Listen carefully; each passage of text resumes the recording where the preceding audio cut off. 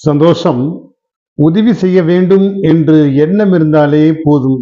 அந்த உயர்வான சிந்தனையை நம்ம அந்த அடுத்தவர்களுக்கு ஒரு சின்ன உதவியானாலும் செய்து முடிக்க முடியும் என்கிறது அந்த ஒரு ஆய்வு.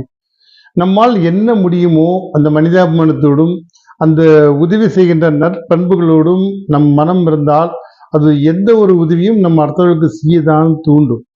ஒரு முறை ஒரு பேருந்தில் ஒருவர் பயணம் செய்து கொண்டிருந்தார். அந்த பேருந்தில் கூட்டம் இருப்பதும் இல்லாமல் இருந்து கொண்டே இருந்தது. நிறைய நேரங்களில் அவருக்கு இடம் கிடைத்தது. இடம் கிடைத்து கூட அவர் அமரவில்லை.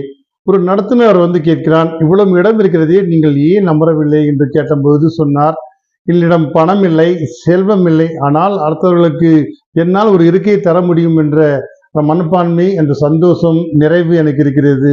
அதனால்தான் நான் அடுத்தவர்களுக்கு இடம் கொடுக்கிறேன். அந்த உதவியால் மட்டும், எந்த உதவி மட்டும்தான் என்னால் செய்ய முடியும் என்று சொன்னவுடன் அந்த நடத்துனர் வாயடைந்து போனார். ஆம் நண்பர்களே, ஏதாவது ஒரு உதவி செய்ய வேண்டும் என்று மனம் தோன்றிவிட்டால், அது இருக்கையாகட்டும், சின்ன உதவியை வழிநடத்தும் ஒரு பாதையாகட்டும், அவர்களுக்கு செய்ய மீண்டும் மீண்டும் செய்ய தூண்டும் என்ற அற்புதமான களம் அவனிடம் தோண்டிக் கொண்டே இருக்கும். எந்த ஒரு சிறு உதவியில் நம்ம மனம் நிறைவு கிடைக்கிறதோ அப்பொழுதுதான் நம் மனம் பூர்ண அமைதியும் சந்தோஷம் பெறும். நம்மால் இயன்ற அளவு அதை செய்துவிட்டு போகலாம்.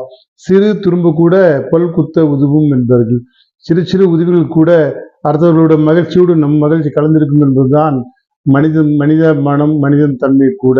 இது அறிந்துதான் சில மனிதர்கள் பயணப்பட்டால் நம்மால் அடுத்தவர்களுக்கு மகிழ்ச்சியும் நமக்கு ஒரு நிறைவும் கிடைக்கும் என்பதுதான் உண்மை. சந்தோஷம். வாழ்க வளமுடன்.